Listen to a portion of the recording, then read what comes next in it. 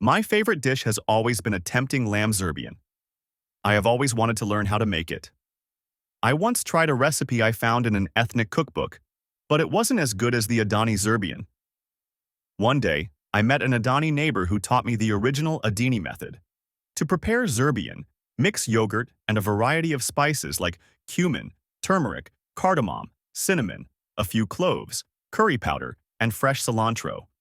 First, fry onions and garlic until they are golden. Then, marinate lean lamb in the mixture of spices and cook until it's juicy and lightly browned.